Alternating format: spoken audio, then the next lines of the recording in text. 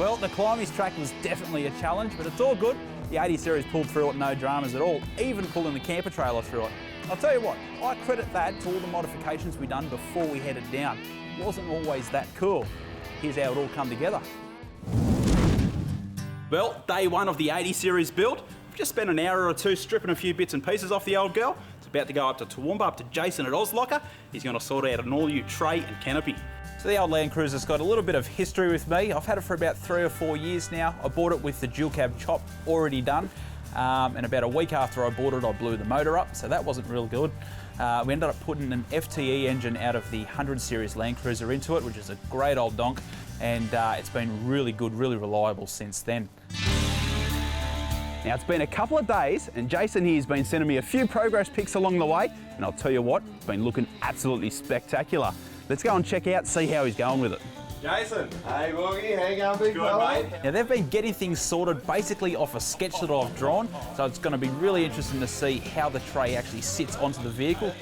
So tell me, mate, how long have you been doing these canopies for? Mate, been doing it for 5-6 years, but fabrication 30 odd years. Obviously, with this sort of stuff, you know what you're doing. What goes into making a good canopy?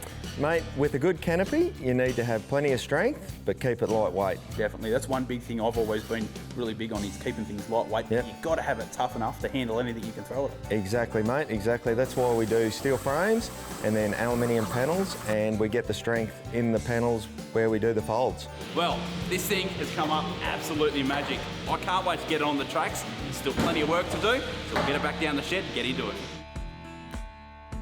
So the bar work on the old Land Cruiser is looking a bit second-hand. So we popped down to Razzler Engineering to get some new bar work put on. We're going with the new winch bar, the brush bar, and the rock sliders as well. Now this stuff is built strong, and it's really built with four-wheel driving in mind, and that's what I want to see when I'm out on the tracks. So to handle the extra weight that we've just added to this vehicle, I've actually gone and installed a 2-inch lift kit from Tough Dog. Now these lift kits actually come with fully adjustable shocks, plus I've actually installed a set of airbags as well, which actually allows me to adjust the air pressure to suit the load I'm carrying. So I've got to tell you guys, I am super excited how this build is coming through. We've got the bar work done, we've got the canopy on the back, and that's come out better than I ever expected. Now it's time to start setting up the back. Now, I'm a bit of a DIY sort of guy, so I like to fiddle around and build my own stuff as well, which is what I've done here. Now it's time to start throwing in some gear from Red Arc. We've got the inverter, thinking that's going to go up there, so it's nice and easy to get to. And we've got chargers and a few bits and pieces as well that we're going to find places for. So, coming along very nicely. Now, something that's pretty common on these old 80 Series Land Cruisers is the battery box likes to start to collapse over time. So I've got a replacement one. This one's here from Fiberglass Replacement Panels. They've hooked me up. And this is really good when it comes to tackling corrugations, because a lot of weight goes in these battery trays. You don't realise how much, and all the corrugations can really degrade them over time. So it's a good thing to keep an eye on. And to make sure the 80 Series has got plenty of power on tap, it's going to get the full treatment. We've started off with a 4-inch stainless steel snorkel, which flows straight into the high performance airbox. Then it's down to Berrima diesel. Hey Andrew, how are you, mate? Good, Borgie. Haven't seen you for a while. How you been? Good, mate. Good. Staying out of trouble. Good. What have we Good got to planned hear. for the big Land Cruiser today, mate?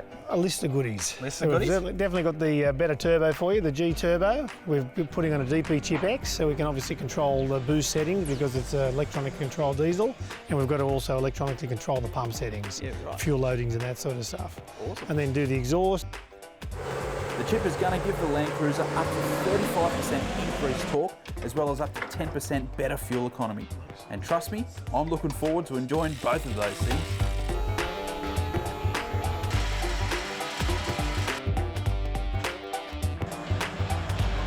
How'd we go, mate? It's a big gain. It's sort of 35 to about 40-45% through the range.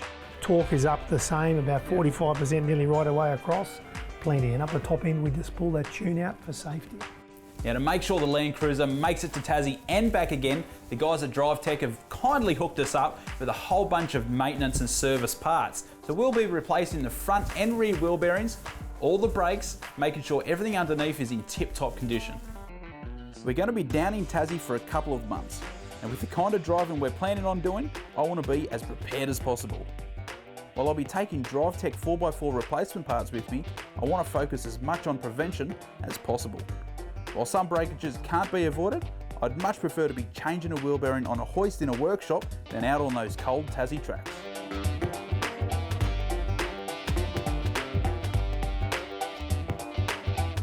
To make sure I can see everything, even at night time while we're camping, I'm installing a whole lot of LED lighting into my canopy setup from Core Lighting. I've also got 2 of their light bars, one on the bull bar and one up on the roof rack as well.